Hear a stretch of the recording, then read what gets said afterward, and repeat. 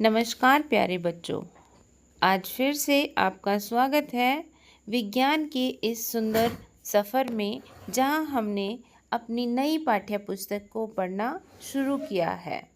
हमारी पाठ्य पुस्तक जिज्ञासा एक अत्यंत ही इंटरेस्टिंग, ये कहो कि बहुत इंटरेस्टिंग पुस्तक है, जिसे हम पढ़ना जारी करते हैं। कल हमने पढ़ा कि विज्ञान देखने, सोचने, समझने का वह सशक्त माध्यम है जो विश्व के अद्भुत रहस्यों की परतें खोलने में हमारी सहायता करता है।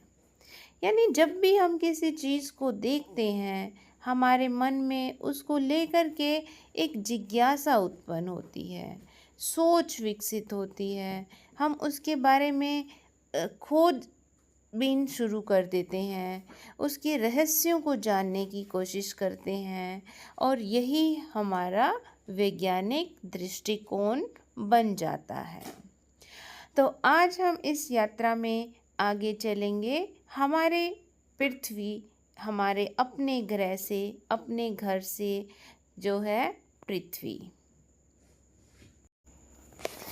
आइए इस यात्रा को अब आरंभ करते हैं अपनी पृथ्वी से।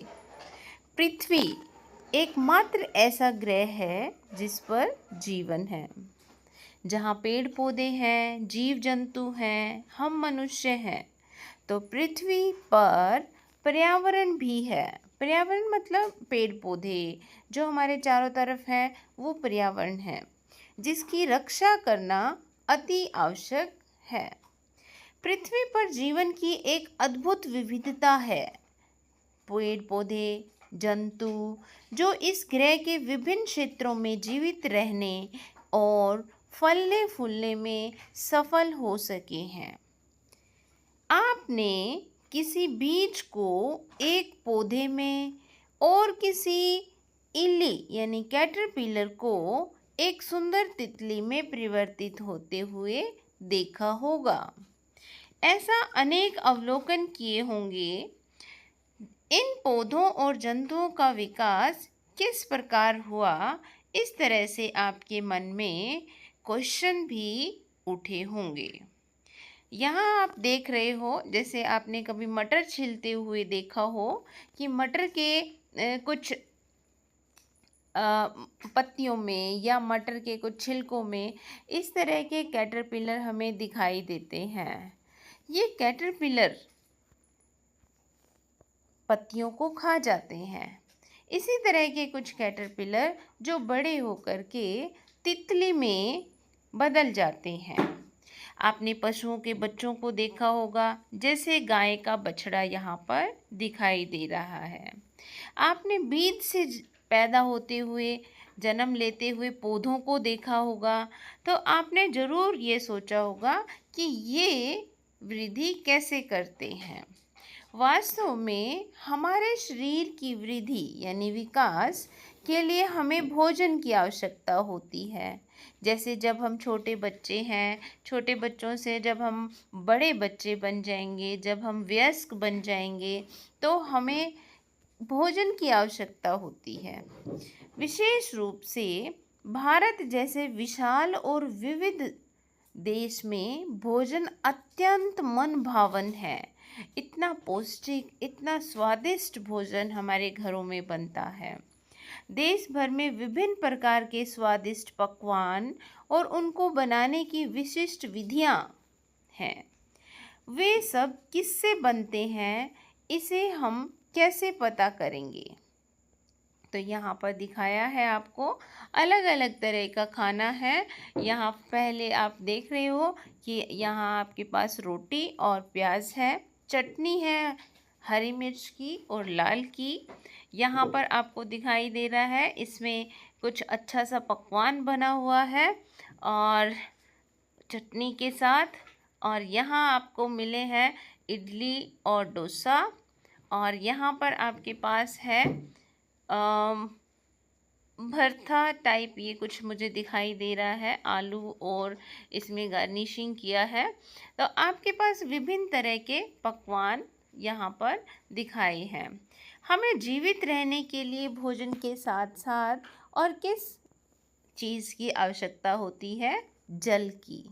कहते हैं कि मनुष्य बिना भोजन के 1 महीने तक रह सकता है और बिना जल के 1 सप्ताह तक, और बिना वायु के वो 1 मिनट भी जीवित रहना उसके लिए मुश्किल हो जाता है।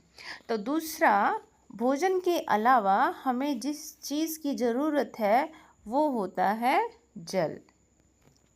जल एक अत्यंत महत्वपूर्ण आनंददायक पदार्थ है। क्या आप कभी बारिश में दौड़े, भागे, कूदे हैं? क्या आपने कभी सोचा है कि बारिश क्यों और कैसे होती है? क्या आपने ध्यान दिया कि जल ठंडा करने पर बर्फ़ बन जाता है? जैसे ही आप उसे फ्रिज में रखते हैं, फ्रीज़र में, तो वहाँ पर उसे बर्फ़ बन जाती है। आप उसे गर्म करने लगते हैं तो उबलने लगता है। क्या आपको गर्मी में ठंडा जल पीने का या सर्दियों में गर्म जल से नहाने में आनंद आता है? हम गर्म और ठंडे को कैसे समझते हैं? चाहे वह जल हो या ज्वर से तपता हमारे शरीर का तापमान, कोई भी वस्तु कितनी गर्म है यह ज्ञात करना बड़ा ही महत्वपूर्ण है। तो आप यहाँ पर देख पा रहे हैं कि यहाँ बिल्कुल इस सुंदर चित्र में जल चक्र को दिखाया है। जल चक्र कैसे बनता है? आप देखिए यहाँ पर, यहाँ समुंदर है, समुंदर का जल सौर ऊर्जा से वाष्पीकरण करके वाष्प बनाएगा और उड़ जाएगा। जैसे ही ये वाष्प इकट्ठा होंगे तो बादलों में संघनित होकर के उन्हें भारी कर देंगे, और भारी होने पर संघनित जल वापस हमारी पृथ्वी पर आ जाएगा। तो इस तरह से जल चक्रण होता है। पहले वाष्पीकरण होता है, फिर संघनन होता है, और फिर बारिश बन करके वापस हमारी धरती पर आता है। तो यहाँ आपके आसपास कई इस तरह की चीज़ें हैं जिनका चक्रण होता है। हमारे आसपास अनेक तरह की वस्तुएं हैं। जिस कागज़ पर हम लिखते हैं, धातु की चाबी, प्लास्टिक का पैमाना, हमारे बॉक्स में मिटाने वाला रबर है, बॉक्स को बंद रखने वाली चुंबक है, हमारे कपड़े पहनने, दूध पीने का प्याला और बहुत सी अन्य वस्तुएं। हम अपने चारों तरफ बहुत सारी चीज़ें जो सब देखते हैं, ये सब किसकी बनी होती हैं? क्या ये विभिन्न पदार्थों की बनी होती हैं? क्या हम विभिन्न पदार्थों को एक दूसरे से पृथक कर सकते हैं? और कर सकते हैं तो कैसे पृथक करेंगे? इस सब की कहानी हम पढ़ेंगे अपने कल के लेसन में। तो आज के लिए इतना ही। धन्यवाद। आप इसे पढ़िए, 1 बार, 2 बार, और वीडियो में बार बार इसको कम से कम 2 बार पढ़िए। मेरे शब्दों के साथ आप इस अंडरलाइन करते हुए इन शब्दों को पढ़ना भी सीखिए, और जो कठिन शब्द आपको लग रहे हैं उन्हें अपनी नोटबुक पर लिखित में प्रैक्टिस भी करिए। धन्यवाद।